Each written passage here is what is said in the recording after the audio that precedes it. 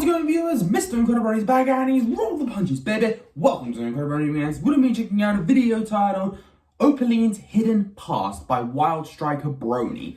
Now, this was recommended by my buddy Ludmil from Bulgaria. Shoutouts to you, buddy. And I've got quite a few videos to react to today. Maybe not a lot, but just enough to get this New Year's Eve excited, because of course it's New Year's Eve, so maybe tonight I might record myself of doing the 10-second countdown if I'm up for it, but either way, let's get into the video. 1, 2, 3, react. Opaline was an alicorn that just randomly came into the lives of the main five. Her existence was never documented in the previous era of ponies. Or was it? I think I just solved the mystery of who Opaline really is. Have you? Hey, the TARDIS! You stole that from Dr. Who's. Come on. Oh! I've never seen one of this guy's videos, so yeah. And I like theories, so this should be interesting.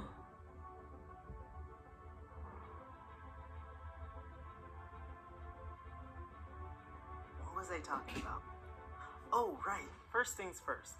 Let's talk about the yak in the room. Is Opaline the daughter of Cadence? If she is, then that means that Cadence would have never taught her daughter the power of love, or her daughter would have just given up on love altogether. Both options are very unlikely. So fine, let's say that Cadence vanished, or worse, died. That still leaves Flurryheart to grow up with her aunt, meaning she learned the importance of friendship. So unless Flurry met Cozy Glow at some We do point, see a picture of her in the season 9 finale though, right? Opaline is Flurryheart, but is she a nightmare version of Flurryheart? Let's say we'll call her Flurry Tart. Well, it's a possibility, but that would bring up more problems The Queen's and Tarts inconsistencies than any other theory. So it's a lot easier and makes a lot more sense for us to say that Opaline and Flurryheart are two separate beings, which, yeah, may actually raise some questions since there were only 6 known alicorns throughout equestrian history so far. Well, at least before Sunny made an appearance. But that brings me to my next point. Out of everything we've seen in equestrian lore, not once has it ever been mentioned how many alicorns were actually in or outside of Equestria. The only thing we actually know is that Flurry was the only known alicorn to be born in Equestria.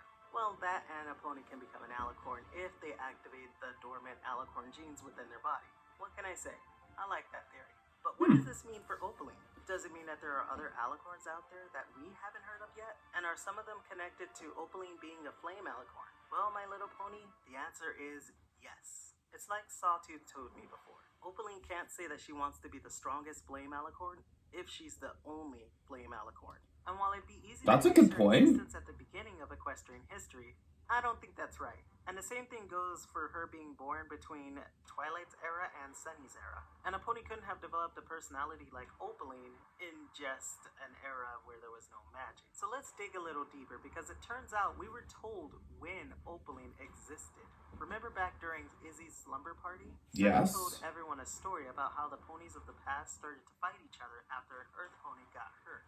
So Twilight sealed away magic to stop the fighting. But right after that story, Misty tells them a different version, one where Opaline was the most powerful alicorn there was, and Twilight grew jealous of that. So Twilight ended up stealing Opaline's magic and cloaked all of Equestria so Opaline could find it. Now, it may seem like there are two different stories, but what if I told you they're the same story, but being told from different perspectives? And when you add in what Discord was saying to all of the others, everything starts to fall into place, and we can finally piece together Opaline's past.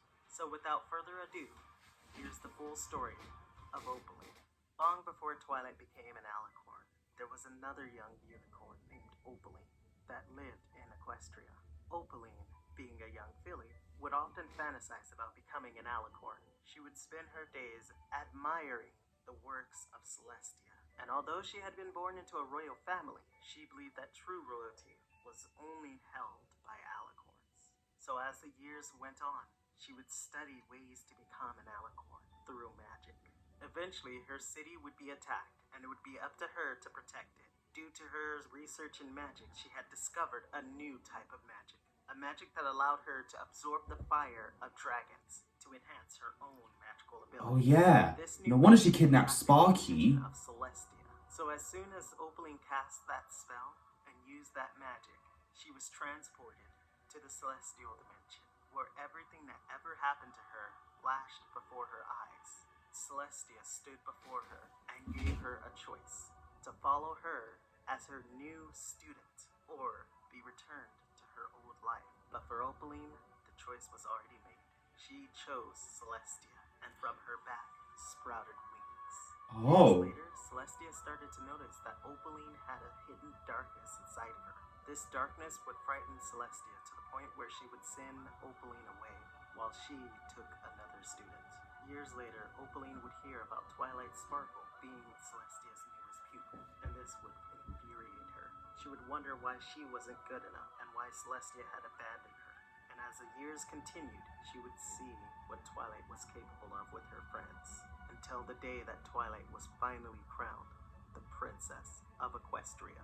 With this, Opaline would grow jealous of Twilight, wondering why she wasn't the one chosen, until the incident happened in Ponyville, causing magic to go awry, and for Twilight to be forced to strip Equestria of all of its magic. As soon as Opaline realized what had happened, she believed Twilight to have taken her magic due to jealousy. So she searched for Twilight, but unbeknownst to her, Twilight had already casted a cloaking spell around Equestria, leaving Opaline without her magic or her subjects. Angered by this, Opaline sought to claim her rightful place as the proper ruler of Equestria and vowed revenge on all those that stood before her. Then she took in Misty, and the rest is history. To be honest, I really like this version of Opaline's past. It tells so much more about her. It really does make sense, I'm looking forward to actually. see where the new generation of ponies will lead. Anyway, tell me what you think Opaline's past would be. And I'm Incredi-Brony, flying off until next time. Hoof to heart. I'm really sorry on Hoof to how long heart. this video took to make, but I really like this new editing style. However, it does mean that... Okay, I think that's the end of that. You know what?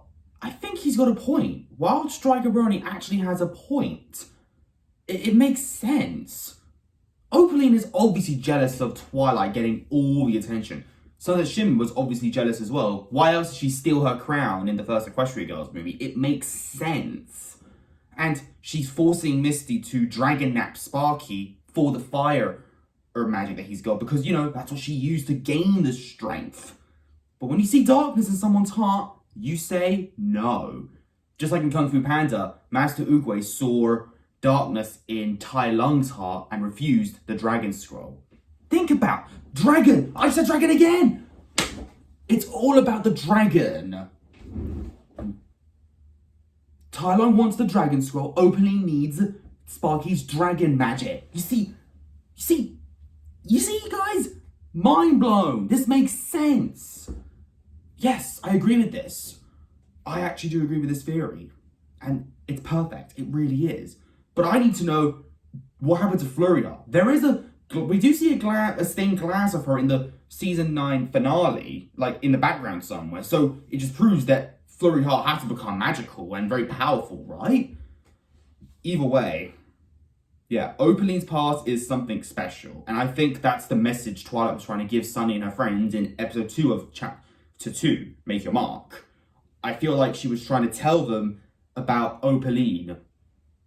It makes sense. It just does. Listen, I don't know. Listen, if you have a theory about Opaline, then please tell me down your thoughts. But for this, I agree with this, and I think I just made it even more clearer right now. Either way, viewers, I shall see you all in the next video. But if you enjoyed this video, leave a like on it. Don't forget to subscribe if you're interested. Follow Instagram, link down below. And until then, stay positive, keep calm, stay safe, be incredible. And as always, Brony on. Peace.